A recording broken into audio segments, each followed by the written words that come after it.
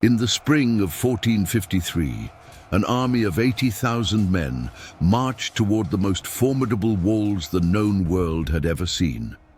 They brought cannons capable of making the earth tremble, a fleet that darkened the horizon, and the absolute certainty that no stone could withstand the weight of their empire. On the other side of those millennial walls, barely 7,000 souls prepared to face the impossible. But in their eyes there was no surrender, only fire. Then came the dawn of May 29th. Ottoman drums shattered the silence before the sun touched the towers. Waves of men crashed against the walls like surf against a cliff. Screams in a dozen languages tore through the air. Arrows darkened the sky. The thunder of cannons made the very foundations of Hagia Sophia vibrate. Blood ran down the ancient stones. Ladders rose and fell. Bodies piled up in the moats. And in the midst of the chaos, an emperor tore off his purple mantle, drew his sword, and threw himself into the enemy tide, disappearing forever among the smoke and steel. When the sun reached its zenith, 1,000 years of history had ended. The last fragment of the Roman Empire had ceased to exist, and the world would never be the same again. This is the story of the 53 days that changed the destiny of humanity, the story of how 7,000 defenders resisted 80,000 invaders, the story of Constantinople. To understand what happened on those walls, one must go back more than 1,000 years to the moment when Emperor Constantine the Great founded a new capital for Rome in the year 330. He chose a place where Europe almost touches Asia, where the Sea of Marmara meets the Bosphorus, where the trade routes of 3 continents converged like rivers toward the same ocean. He called it Nova Roma, but the world would know it by its founder's name, Constantinople. For 11 centuries, that city was the beating heart of civilization. While Rome fell to the barbarians, while Western Europe sank into darkness, Constantinople shone like a beacon. Its libraries held the secrets of Greece and Rome. Its craftsmen created wonders that the rest of the world could barely imagine. Its walls, the legendary Theodosian walls, had withstood 26 sieges. Persians, Avars, Arabs, Bulgars, Russians, all had tried to conquer it. All had failed. But empires age, and the Byzantine had aged more than any other. By the mid-15th century, the once vast domain that stretched from Spain to Mesopotamia had shrunk to little more than the capital itself and some scattered fragments in the Peloponnese. The coffers were empty. Allies were distant. The walls were cracked by time and neglect. And from the east, a shadow was growing. The Ottoman Empire had risen from the ashes of the Seljuk Sultanate barely a century and a half before, but its ascent had been lightning fast. One after another, Byzantine territories had fallen under the crescent. Serbia, Bulgaria, most of Anatolia. In 1453, Constantinople was a Christian island in a Muslim ocean, connected to the west only by sea. And then came Mehmed. He was 21 years old when he inherited the Ottoman throne. He was slender, sharp-featured, with eyes that some described as those of a hawk studying its prey. He spoke 6 languages. He had studied Greek philosophy, Persian poetry, Roman military strategy, but above all, he had studied Constantinople. Since childhood, the city had obsessed him, not as an object of hatred but of desire. He wanted to possess it, transform it, make it his own. He dreamed of riding through its gates as the Caesars of old had done. His advisors warned him that he was too young, that the timing was not right, that the Theodosian walls had humiliated generations of conquerors.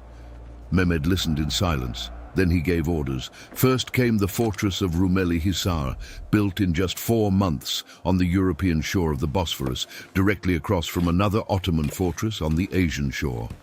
Between them, enormous cannons could sink any ship that attempted to bring supplies to Constantinople. The strait was sealed. Then came the cannons. A Hungarian engineer named Orban had offered his services to the Byzantine Emperor Constantine X, but the imperial coffers were so empty they could not pay him. Mehmed did not make the same mistake. He hired Orban and gave him unlimited resources. The result was a bronze monster nearly 9 meters long, capable of firing projectiles weighing more than 400 kilograms at a distance of almost 2 kilometers. When they tested it, the thunder was heard throughout the region. Pregnant women miscarried from the shock. Never had such a weapon been built. Meanwhile, in Constantinople, Emperor Constantine and the Palaiologos watched the enemy preparations with a mixture of determination and desperation. He was 48 years old, his hair grey, his eyes sunken from sleepless nights. He had spent his entire life fighting the Ottomans, first as despot of Morea, then as emperor. He knew their strength, he knew what was coming. He sent emissaries to Rome, to Venice, to Genoa, to Hungary. He pleaded for help.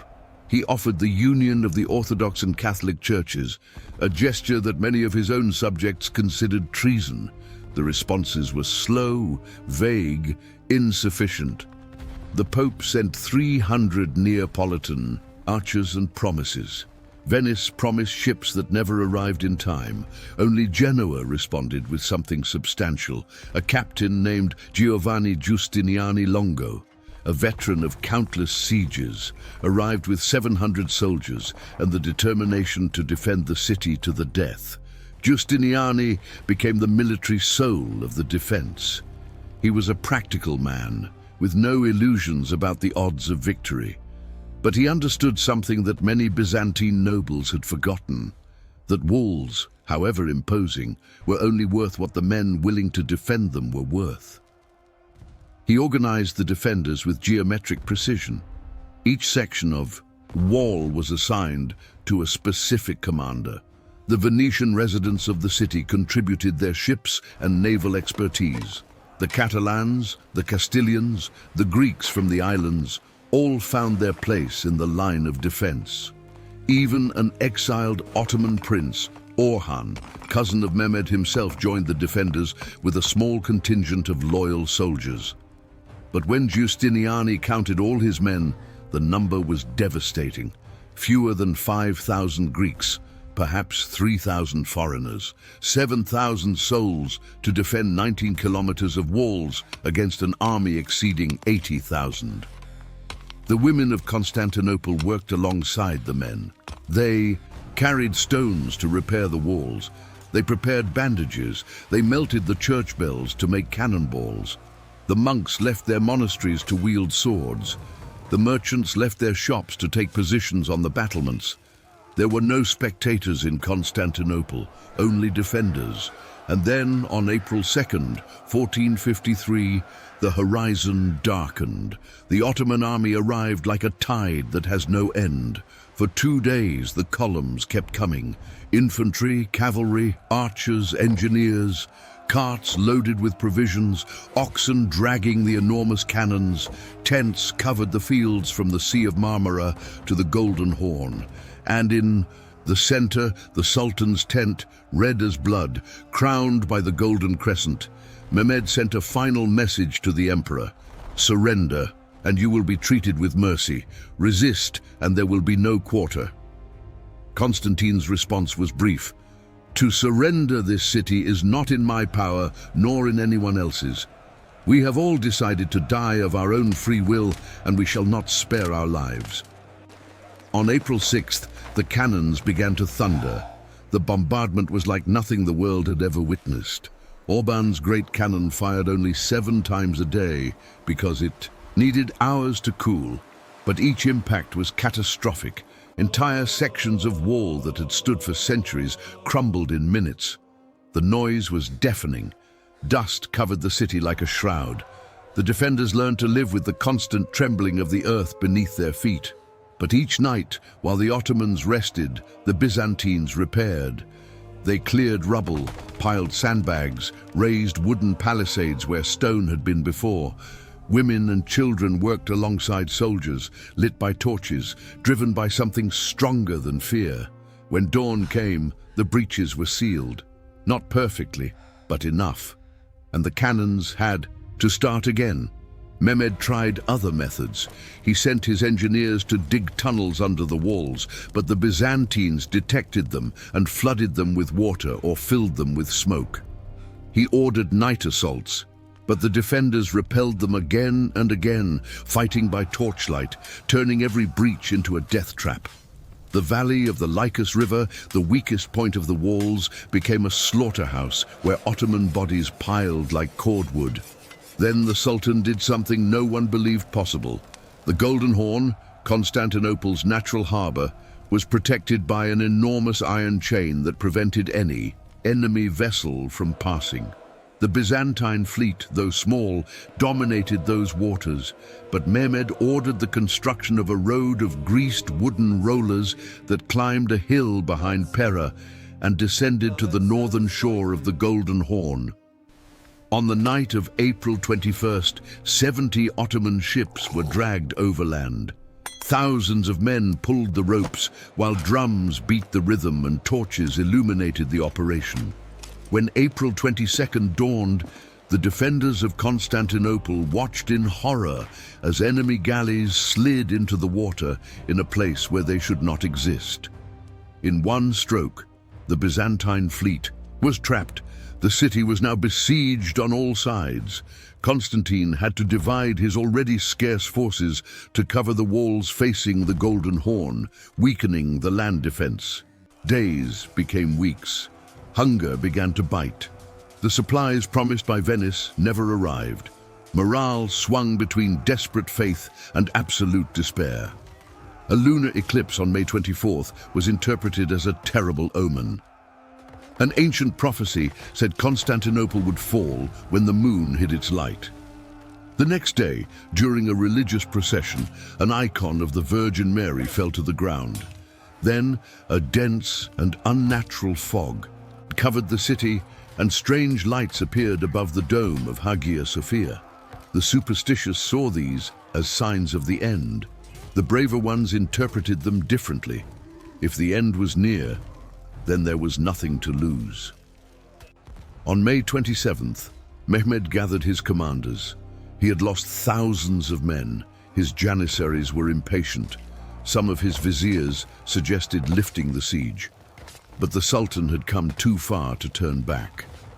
He announced that the final assault would be launched in 2 days. He promised his soldiers 3 days of free plunder, riches beyond their dreams, and paradise for those who fell fighting. That night, thousands of bonfires were lit around the walls, and the defenders could hear the chants of the dervishes preparing the warriors for holy battle.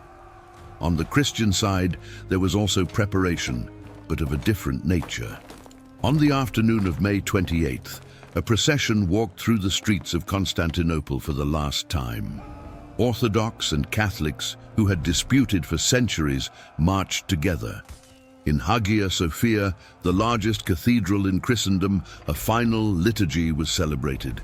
The emperor attended, received communion, asked forgiveness of all present for any offense he might have committed. Then he embraced his officers one by one. That night Constantine walked the walls. He spoke with his men, thanked them for their sacrifice, reminded them that they were defending not just stones, but 1,000 years of faith and civilization. He did not promise them victory. He promised them something more valuable, that they would die as free men. At some point in the early hours, Justiniani and Constantine closed the gates of the inner wall. There would be no retreat. They would live or die where they stood. The assault began 2 hours before dawn. First came the irregulars, the Bashi bazooks, second-line troops sent as cannon fodder to exhaust the defenders. For 2 hours, wave after wave crashed against the walls in the Mesotaikian sector, the most vulnerable point. The defenders repelled them with spears, with stones, with boiling oil. Bodies piled so high they formed natural ramps, but the Byzantines held. Then came the regular Anatolian troops, better armed, better trained. They attacked with ladders and grappling hooks, trying to scale the walls while archers provided cover. Giustiniani was everywhere, directing the defense, covering the breaches, inspiring the exhausted defenders with his mere presence. For another hour, the line held. Then Mehmed sent his janissaries. They were the elite of the Ottoman army, soldiers who had been recruited as children, trained all their lives for war, fanatized by the promise of paradise. They advanced in silence, without the screams of the previous waves, with the discipline of a killing machine, and they struck the wall like a hammer strikes an anvil. At some point during that attack, Giustiniani was hit. A culverin ball, some say an arrow, pierced his armor. The wound was serious, perhaps mortal. His men carried him toward the gates, toward the ships waiting in the harbor. Constantine pleaded with him to stay. "My brother, fight bravely. Do not abandon us in our distress." But Giustiniani could not continue. They took him from the wall, and with him went something else: hope. The Genoese defenders saw their commander depart. Panic began to spread. Some ran toward the ships. The line began to crumble. And then, in the Blackenay sector, someone made a fatal mistake. A small gate, called the Kerkeporta, which the defenders had used for sorties, was left open. A group of janissaries discovered it and slipped through. They climbed the nearest tower and raised the Ottoman flag.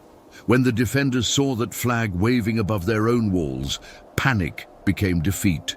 The janissaries fought their way to the main gates and opened them from the inside. The Ottoman army flooded the city like a river breaking a dam. Constantine V understood that everything was over. But he did not flee. He did not surrender. He tore off his imperial insignia so that no one could identify his body and dishonor it. He drew his sword, and he charged into the tide of enemies. No one knows exactly how the last Roman emperor died. Some say he fell fighting alongside his men at the gate of St. Romanus. Others say he was struck down near the inner wall. His body was never found, as if the city he had defended had refused to surrender him. The sacking lasted 3 days. Mehmed had promised his soldiers that right, and he kept his word. Thousands of citizens were killed, tens of thousands were enslaved, churches were desecrated, treasures accumulated over centuries were stolen or destroyed. Hagia Sophia, the glory of Christian architecture, was converted into a mosque before the sun set that same day. But when Mehmed finally entered the city, he did not do so as a plunderer. He did so as an emperor. He rode slowly through the devastated streets to the cathedral.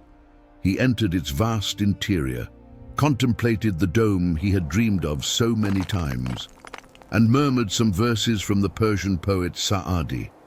The spider weaves his web in the palace of the Caesars, and the owl calls the watches from the towers of Afrasiab. It was a lament for fallen glory, because even the conqueror understood that something irreplaceable had died that day. The survivors, who managed to escape, carried the news to the West. In Rome, the Pope wept. In Venice, the senators kept silent for days. Throughout Europe, bells tolled in mourning for a city that most had never seen, but that everyone knew as the last bastion of ancient civilization. But the consequences were deeper than grief. With Constantinople in Ottoman hands, the trade routes to Asia were blocked or burdened with impossible taxes. European merchants began to search for alternative routes. 40 years later, a Genoese navigator would convince the monarchs of Spain to finance an expedition westward. His name was Christopher Columbus. The road to America was, in a sense, paved with the stones of Constantinople. The Byzantine scholars who fled to Italy brought with them manuscripts that Western Europe had forgotten.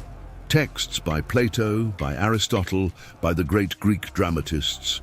These texts fueled the Renaissance, the explosion of knowledge and creativity that would transform Europe. And the Ottoman Empire, strengthened by its conquest, became a power that would dominate the Eastern Mediterranean for 400 years. Mehmed, now called the Conqueror, would rule for 30 more years, expanding his domains until threatening Vienna itself. Constantinople, renamed Istanbul, was transformed into one of the largest and most magnificent cities in the world. But something was lost forever in those 53 days. The last thread connecting the modern world to the Rome of the Caesars had been cut. A tradition of 1,500 years had come to an end, and an emperor without a crown had demonstrated that greatness is not measured in armies or treasures, but in the will to face the impossible. The defenders of Constantinople knew they could not win. They knew it from the moment the cannons began to thunder, but they chose to fight anyway. Not for glory, not for reward, but because they believed that some things are worth more than life: faith, home, the dignity of dying on one's feet. Today, the Theodosian walls still stand, cracked and covered with moss, crossing the heart of Istanbul like the scar of an ancient wound. Hagia Sophia rises on the horizon, its minarets added by the conquerors, its interior transformed but still majestic. And somewhere beneath those stones, perhaps beneath the ground where tourists walk without knowing it, rests the last Roman emperor. No one knows where, no one ever will. But every year, on the anniversary of the fall, some Greeks light candles and pray for Constantinople's Palaiologos, not as a loser, as a symbol that there are battles that must be fought even when they are lost in advance, as proof that courage can survive defeat, because empires crumble, walls fall, armies scatter, but the stories of those who face the darkness without retreating, those stories do not die. They travel through the centuries like the echo of a bell that no longer exists, reminding us that true victory does not always belong to the one who conquers, but to the one who refuses to kneel. Constantinople fell on May 29th, 1453, but its last battle never really ended. It continues to be fought in every moment when someone chooses to defend what they love against impossible odds. In every instant when faith weighs more than fear, in every heart that refuses to surrender. The emperor disappeared in the smoke, the city changed its name, the empire was extinguished. But something survived that morning of fire and blood, something the cannons could not destroy and the centuries have not been able to erase. The memory of 7,000 souls who looked at 80,000 enemies and said no. And that perhaps is the only victory that truly matters.